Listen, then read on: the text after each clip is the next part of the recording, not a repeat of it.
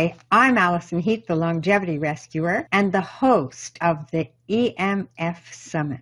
The symptoms of electromagnetic hypersensitivity.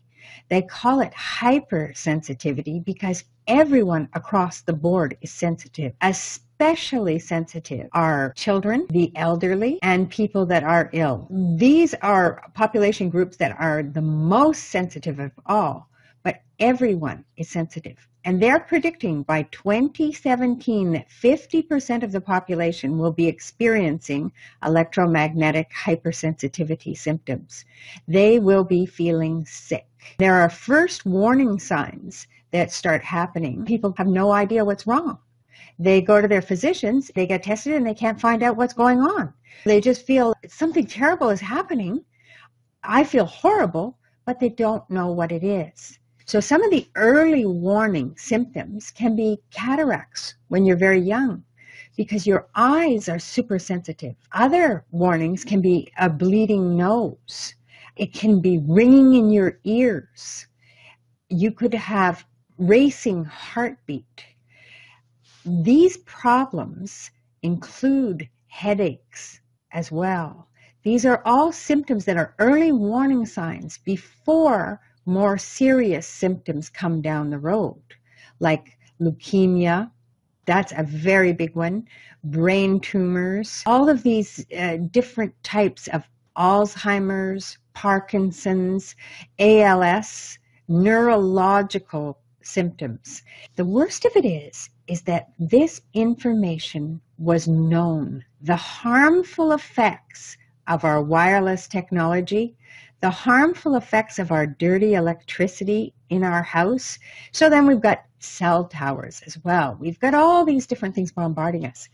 It's like the industry wants to plant seeds of doubt. Just like this little crystal wizard that I've got here beside me. We're being given studies that make it so confusing. It says, well, it can't be proven that tumors come from using your cell phone. It can't be proven that childhood leukemia is happening from when the smart meters are put in on the outside bedroom wall of a child's bedroom. They're saying all these things, and there are real scientists that are doing accurate studies that are showing that there is indeed a problem.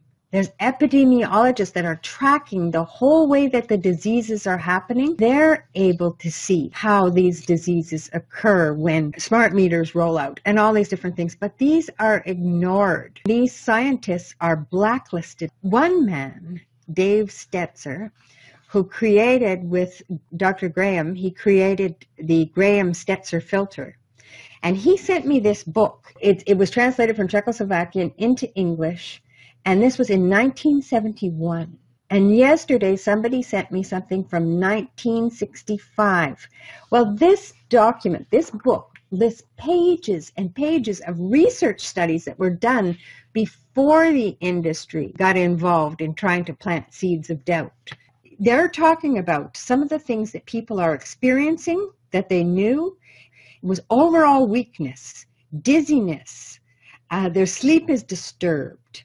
And they're sleepy during the daytime. They're moody, frequently irritated and unsociable. They manifest feelings of fear. There's nervous tension, mental depression, deterioration of intellectual functions, and noticeably memory impairment. And I noticed that myself. I couldn't remember my passwords. I couldn't remember how to use a bunch of computer programs. Breathing difficulties, pounding of the heart. I certainly had that, and many complain of difficulty with their sex life. And this is just from a single irradiation can cause a drop in the resistance of organisms. Then they have the effect on eyes, and they did all these experiments on animals. They had the effects on eyes in man, and they show how these cataracts are forming. They have the nervous system and how it is affected. So he just is listing tons and tons and tons of studies that have been done on this. And it's page after page, reproductive tissue, So it's saying here that besides the eyes and the nervous system, the genital organs are the most susceptible to RF fields. They noticed a decrease in fertility in people working in RF fields. They see that it has a change in the menstrual cycles of women. Women aren't able to get pregnant, and if they do, they have miscarriages. It has a whole section on the circulatory system. So how that's affecting the circulatory system. Changes in blood pictures. They're looking at your blood through a microscope. The blood is definitely changing when it's exposed to microwave radiation.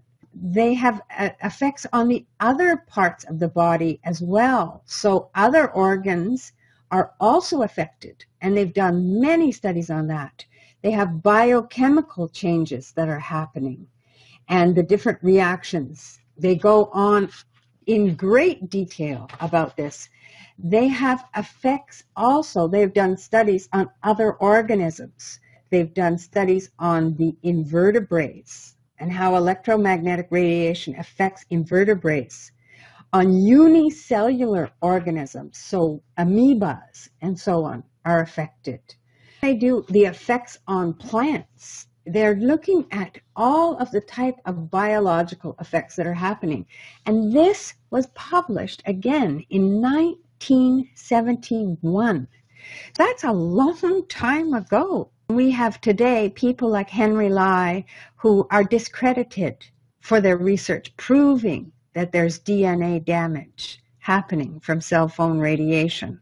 We have people that are coming out of retirement like Barry Trower because he can't stand to see that we have Wi-Fi in schools and we're subjecting these young children.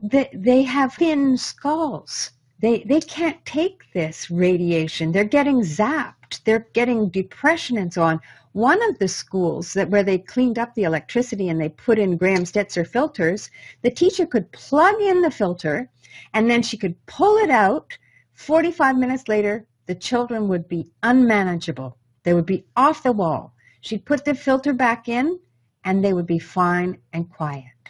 And yet today I was talking to one of my dear, dear friends, a very good girlfriend of mine who's a principal of a school.